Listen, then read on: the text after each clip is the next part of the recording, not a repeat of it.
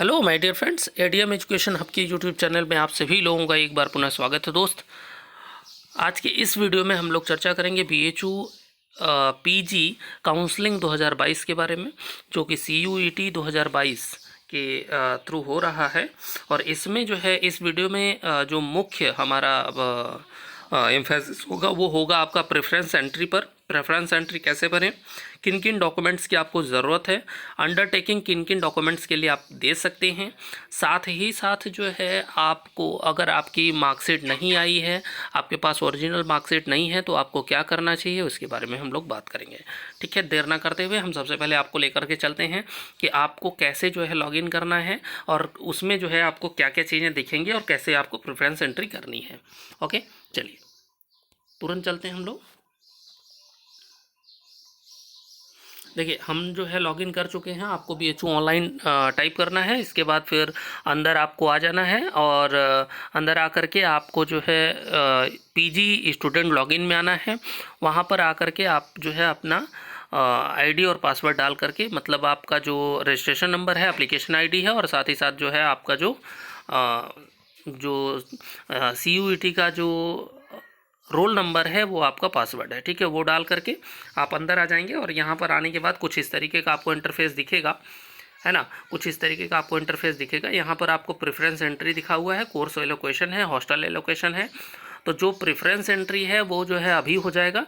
इसके बाद जो कोर्स एलोकेशन है वो जो है आपको जब ये एडमिशन ये जो काउंसलिंग है, मतलब ये जो प्रोसेस है, ये कंप्लीट हो जाएगा, यानी 28 तारीख के बाद। 28 तारीख तक अभी आपके पास मौका है प्रेफरेंस एंट्री के लिए। तो 28 तारीख के बाद आपको जो है कोर्स एलोकेशन वाले सेक्शन में आपको चीज़ें दिखेंगी कि इसमें क्या करना है आपको। ठीक है, यहाँ पर आपको फीस पेमेंट वगैरह का ऑप्शन आएगा। इसके बाद जब ये वाला प्रोसेस कंप्लीट हो जाएगा, सेकंड वाला, तब आपको जो है थर्ड वाले ऑप्शन में जाने का मौका मिलेगा, है ना। जब आप ये वाले इसको जो है पहले नंबर पर आपका ये होगा, दूसरे पर ये होगा, तीसरे पर ये होगा हॉस्टल एलोकेशन, है ना। और ये जो है आपका जब ये प्रेफरेंस एंट्री और कोर्स एलोकेशन के साथ ही साथ आपको हॉस्टल एलोकेशन का भी ऑप्शन आने लगेगा। ठीक है, तो आप प्रेफरेंस एंट्री में आ जाओगे। प्रेफरेंस एंट्री पर क्लिक करोगे तो जैसे ये प्रेफरेंस एंट्री पर क्लिक करोगे आपको जो है ये कुछ इस तरीके का इंटरफेस दिखेगा। फिर आप गो करो यहाँ पे। तो जब आप गो करोगे तो यहाँ पर जो है आपको क्वालिफाइंग एग्जामिनेशन, यानी आप अगर एमएड के लिए अप्लाई कर रहे हो तो आपको यहाँ पे बीएड का देना है। अगर आप MA एजुकेशन के लिए अप्लाई कर रहे हो तो आपको जो है BA का देना है। अगर आप BSc आप अगर MSc कर लिए कर रहे हो या MCOM के लिए कर रहे हो, है ना, कोई भी PG कोर्स के लिए कर रहे हो, तो यहाँ पर आपका जो UG कोर्स है, जो लास्ट आपका क्वालिफाइंग कोर्स है, आप उसका जो है यहाँ पे परसेंटेज डालोगे। ठीक है, फिर यहाँ पर जो है आप आगे कर जाओगे। आगे जैसे ही करोगे ये सारे डिटेल जो है यहाँ पर दिया गया है कि आपके पास क्या क्या होना चाहिए, है ना। इसके बाद फिर जो है नीचे आप देखिएगा तो ये सब जो है आपको डॉक्यूमेंट अटैच करने हैं, जो मैंडेटरी डॉक्यूमेंट्स हैं, जिसमें आपका हाई स्कूल का है। हाई स्कूल में आपको सर्टिफिकेट बहुत ज़्यादा ज़रूरी है। सर्टिफिकेट यानी मार्कशीट और सर्टिफिकेट दोनों एक साथ आप एक फाइल में अटैच करके आप PDF फाइल में यहाँ पर अटैच कर दीजिएगा।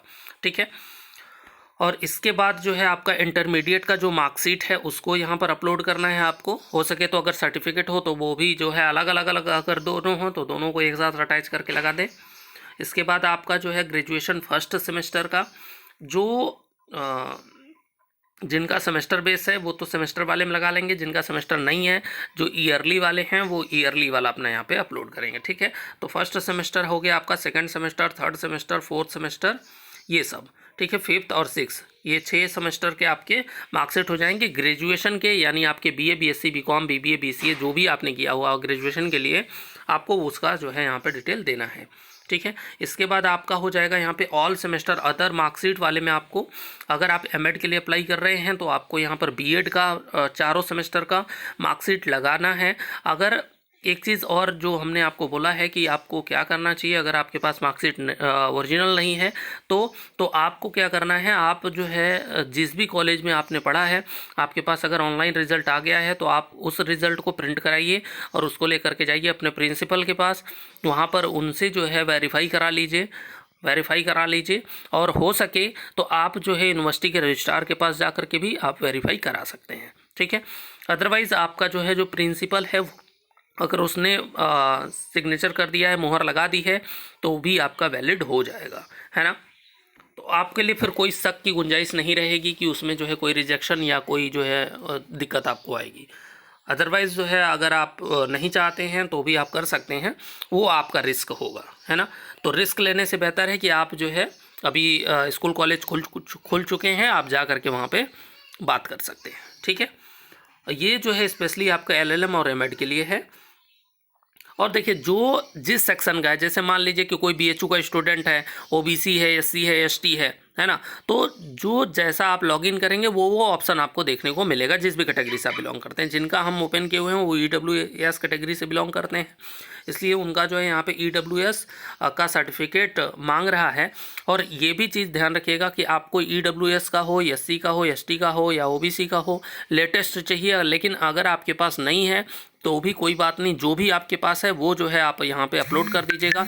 जब आप वहाँ पे जाएंगे फिजिकली, तो फिजिकली जो है आपको वहाँ पर जब मांगा जाएगा तब आपको वहाँ पे प्रस्तुत करना पड़ेगा, ठीक है। तो ध्यान दीजिएगा इन सारी चीज़ों का। इसके बाद आपका जो एनेक्सर 10 है, इसमें जो आप इसको जब डाउनलोड करेंगे तो डाउनलोड ही कर लेते हैं, दिखा देते हैं आपको।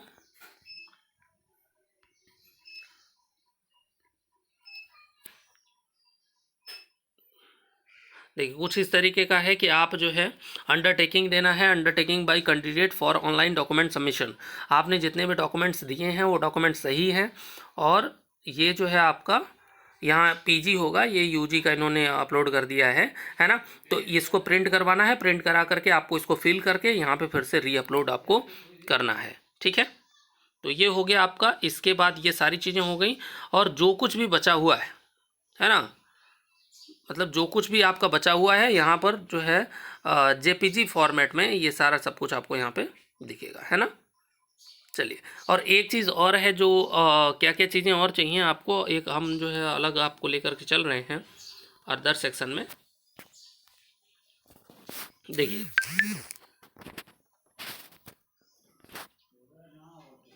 ये हो गया आपका, यहाँ पर जो है आपका हो गया बीएचयू। अगर कॉलेज स्टूडेंट हैं, बीएचयू के स्टूडेंट हैं अगर आप, तो आपको जो है उसका भी सर्टिफिकेट आपको देना है।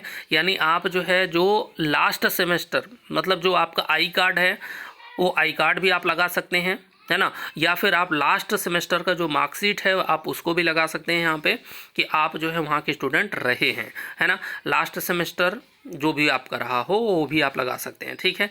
अदरवाइज़ आप जा कर के अपने डिपार्टमेंट में भी उसके लिए एक बोनाफाइड सर्टिफिकेट आप बनवा सकते हैं और उसको आप लगा सकते हैं, ठीक है। कास्ट सर्टिफिकेट में आपको ओबीसी हैं, अगर आप एससी हैं, एसटी हैं, तो आपको उसका डॉक्यूमेंट यहाँ पर अपलोड करना है। चाहे आपके पास नया है चाहे पुराना है, आप अपलोड ज़रूर कर दीजिएगा, क्योंकि इसी के आधार पर आपको एडमिशन मिलेगा। लेकिन जब आगे जाएंगे आपको समय दिया जाएगा, उसके बाद अगर आप ओरिजिनल डॉक्यूमेंट सबमिट नहीं करते हैं तो आपका जो है उस कैटेगरी के तहत आपका एडमिशन कैंसिल हो जाएगा, ओके। इसके बाद आपका इनकम सर्टिफिकेट भी अगर आप देखेंगे तो ये भी लेटेस्ट ही चाहिए आपका। ओबीसी, एससी एंड एसटी को आपको इनकम सर्टिफिकेट भी देना है ना। एनेक्सर 10 में आपको क्या देना है ये हमने ऑलरेडी आपको बता दिया है। और इसके साथ ही साथ जो है आपको टीसी हो गया, सीसी हो गया, एंटी रैंकिंग हो गया, या फिर आपका जो है डोसियर सर्टिफिकेट हो गया। यानी जब हॉस्टल के लिए आप अप्लाई करेंगे, यस करेंगे, तो वहाँ पर करने के बाद आगे जब आप जाएंगे तो वहाँ पर डोसियर सर्टिफिकेट आपको हार्ड कॉपी में भी प्रिंट करा करके सबमिट करना होगा, है ना। तो डोसियर सर्टिफिकेट हो गया। और जो भी चीज़ें हैं, आपका ओरिजिनल जो मार्कशीट है, जब आप फिजिकली आपको रिपोर्टिंग के लिए बुलाया जाएगा तो वहाँ पर आपको ओरिजिनल मार्कशीट और उसका फ़ोटोकॉपी लेकर के जाना होगा। तो ये सारी चीज़ें जो है आपको करनी है, ठीक है। तो आई थिंक आपको जो है समझ में आ गया होगा। अब हम लोग जो है क्या क्या डॉक्यूमेंट चाहिए ये हमने बता दिया आपको। अब हम लेकर के चल रहे हैं कि आपको जो है कैसे प्रेफरेंस एंट्री में आपको आगे बढ़ना है, ओके। देखिए अब ये जो है कुछ इस तरीके से आपको दिख रहा है, ये सारी चीज़ें आपको दिख रही हैं। अब यहाँ पर आपको कोर्स एलोकेशन दिख रहा है, सॉरी प्रेफरेंस एंट्री। तो जब आप टोटल आप इतना भर लोगे तो टोटल भरने के बाद आपको प्रेफरेंस भरने के लिए आपको देगा वहाँ पे कि आप जो है पहले नंबर पर कौन से, जैसे जो फीमेल कैंडिडेट हैं उनको जो है 1-2 प्रेफरेंस दे रहा है ना। अगर मेल कैंडिडेट हैं तो उनके लिए कोई प्रेफरेंस नहीं है। अगर आप जो है एमएड कर रहे हैं तो हम स्पेशली एमएड के लिए बता रहे हैं। बाकी अदर कोर्सेज में अगर कहीं किसी कॉलेज में चल रहा है, किसी अफिलिएटेड कॉलेज में अगर चल रहा है, या फिर बरकच्छा वगैरह में चल रहा है, तो वो उसके लिए भी वो ऑप्शन देंगे, ठीक है। चलिए तो आई थिंक हमको लग रहा है कि आपको सारी चीज़ें क्लियर हो गई होंगी। अगर कोई डाउट रह जा रहा है तो आप कमेंट करके ज़रूर पूछ लीजिएगा। हम आपको आपकी जो समस्याएं हैं उनको समाधान करने का प्रयास ज़रूर करेंगे। ठीक है, चलिए। और ये जो है जब आप सारी चीज़ें कर लोगे तो यहाँ पर आपका डॉक्यूमेंट अपलोड आपने किया है तो यस कर देगा या टिक लगा देगा। प्रेफरेंस में आपने क्या किया हुआ है वो भी आपका यहाँ पे दिख जाएगा। प्रेफरेंस लॉक्ड हुआ है नहीं हुआ है वो भी स्टेटस दिखेगा। यहाँ पे वेरिफिकेशन में आपका यहाँ दिखाएगा कि वेरिफिकेशन का क्या स्थिति है ना। जब आपका रिज़ल्ट आएगा तो यहाँ रिज़ल्ट में ही यहाँ पर जो है आपको क्लियरली दिखाएगा कि आपका जो है सिलेक्शन हुआ है या नहीं हुआ है। ठीक है, अगर हुआ है तो तुरंत जो है पेमेंट आईडी भी आ जाएगी। पेमेंट करने का लिंक दे देगा, आपको तुरंत पेमेंट करना है और तुरंत पेमेंट करने के बाद आपका एडमिशन सुनिश्चित हो जाएगा। ठीक है, चलिए। तो उम्मीद करता हूँ आपको वीडियो अच्छा लगेगा, आपके लिए हेल्पफुल होगा। अगर वीडियो अच्छा लगे तो लाइक और शेयर जरूर कीजिएगा, दोस्तों के साथ इसको शेयर कीजिएगा और अगर अच्छा लगा है तो कमेंट भी कीजिएगा। चैनल पर नए हैं तो चैनल को सब्सक्राइब कीजिएगा। फिर मिलेंगे हम लोग नेक्स्ट वीडियो में, तब तक के लिए बाय बाय, टेक केयर, खुश रहिए, मस्त रहिए और पढ़ते रहिए। All the best.